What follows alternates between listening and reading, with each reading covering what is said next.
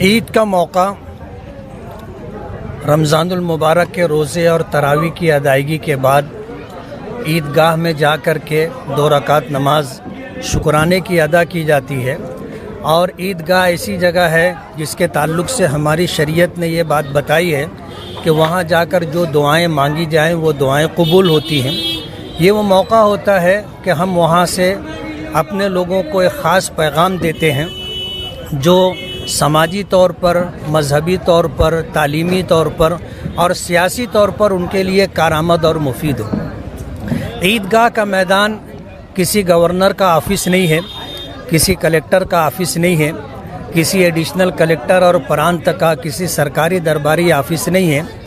وہ جگہ عبادت کی جگہ ہے، اور عبادت کی جگہ عبادت کی ادائیگی ہونی چاہیے۔ آج جو کام وہاں پر کیا گیا ہے، ظاہر بات ہے دوسروں کو آپ نے ایک راستہ دکھایا ہے۔ اب جس کو بھی کوئی احتجاج کرنا ہوگا وہ عید کے موقع پر عیدگاہ میں آ کر کے احتجاج کرے گا۔ اور میں نے جو بات کہی تھی وہ اس پس منظر میں کہی تھی کہ عیدگاہ پر جھنڈا لہرانا، چاہے وہ کسی بھی جگہ کا ہو، خاص طور پر جیسے فلسطین کا جھنڈا لے کر کے آئے تھے، وہ ہمارا پروگرام نہیں تھا، ہماری جمعیت کا یا کسی مسلم تنظیم کا پروگرام نہیں تھا۔ ظاہر بات ہے کہ جو سچی بات تھی اس پروگرام اس سے ہمارا کوئی تعلق نہیں تھا، تو ایک جملے میں ہم اس کی وضاحت کی کہ بھائی اس سے ہمارا کوئی تعلق نہیں۔ ہم نے اہل فلسطین کی حمایت میں وہاں پر بیان دیا ہے، اور اللہ کا بہت بڑا احسان ہے، ہم اپنی بند آفس میں بیٹھ کر کے فلسطین کی حمایت کی بات نہیں کرتے۔ ہم نے لاکھوں کے مجمع میں اور مائک پر فلسطین کے تعلق سے بات چیت کی ہے۔ جو لوگ منہ چھپا کر کے اپنی آفس میں بند ہو کر کے فلسطین کی حمایت میں بات کرتے ہیں، ان سے میں یہ کہنا چاہتا ہوں کہ اس طرح کا قوم و ملت کو بیوقوف بنانے کا کام بند کریں۔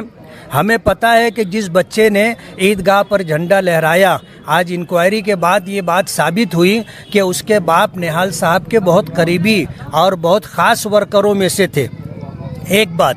دوسری بات، اس لڑکے کو جب پولیس لے کر کے گئی تو اس کی رہائی کے لیے جو کوششیں ہم نے کی ہے وہ جگ ظاہر ہے۔ ہمارا ہی ایک بچہ گیا تھا، سکندر نے جا کر کے اس کو پولیس اسٹیشن سے کارروائی مکمل کر کے رہائی دلائی۔ جب وہ بچہ اپنے گھر پہنچ گیا تو سماج وادی پارٹی، پرانی جنتا دل، سیکولر کے لوگوں نے اس کو گھر سے اپنی آفس پر بلایا اور پورے شہر کے لوگوں کو یہ تاثر دینے کی کوشش کی کہ اس بچے کو انہوں نے چھوڑا کر کے لایا۔ تو یہ جو پرانا ان کا حربہ ہے اور پرانا طور طریقہ ہے کہ گاؤں والوں کو بیوقوف بنانا، میں یہ کہنا چاہوں گا کہ یہ حرکت اب مالیگاؤں والوں کے ساتھ بند کرنی چاہیے۔ اور میں یہ کہنا چاہوں گا کہ فلسطین والوں کے لیے ہمیشہ دعا کریں۔ آج عملی طور پر ہم ان کے لیے کچھ نہیں کر سکتے، اور ایسا ماننا ہے صرف میرا ہی نہیں، اس طرح کا جو احتجاج کیا گیا عیدگاہ پر، اس سے نہ اہل فلسطین کو کوئی مدد ملی اور نہ شہر والوں کو اس کا کوئی فائدہ ہوا۔ الٹا فرقہ پرست لوگوں نے اس کو عنوان بنا کر کے مالیگاؤں کو جو ہے ایک پرانی جو تاریخ رہی ہے کہ اس کو بدنام کیا جائے، بدنام کرنے کے لیے کوششیں کی جا رہی ہیں۔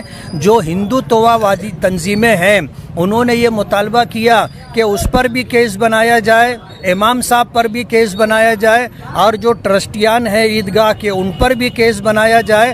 کہنے والوں نے یہاں تک کہا کہ ہم تم کو اپنے ایریے میں نماز پڑھنے دے رہے ہیں، اگر تم ایسا کرو گے تو ہم تم کو نماز بھی نہیں پڑھنے دیں گے۔ ایک تنازع پیدا کیا گیا جس سے قوم کو فائدہ تو کچھ نہیں، آئندہ کے لیے مسائل پیدا ہو گئے۔ اس لیے جن لوگوں نے اس طرح کی حرکت کی ہے، میں ان سے کہنا چاہوں گا کہ عیدگاہ عبادت کی جگہ ہے۔ آپ احتجاج کے لیے، دھرنے کے لیے کلیکٹر آفس ہے، آپ ایڈیشنل کلیکٹر آفس ہے، پرانت آفس ہے، سرکاری درباری آفسوں میں جاؤ۔ اللہ کی بارگاہ میں جا کر آپ کس سے احتجاج کر رہے ہو؟ کہ اللہ کی بارگاہ میں احتجاج کرنے کے لیے گئے تھے؟ ہمیں تو ہمارے پیغمبر نے بتایا کہ یہاں آؤ، تم جو مانگو گے تم کو ملے گا۔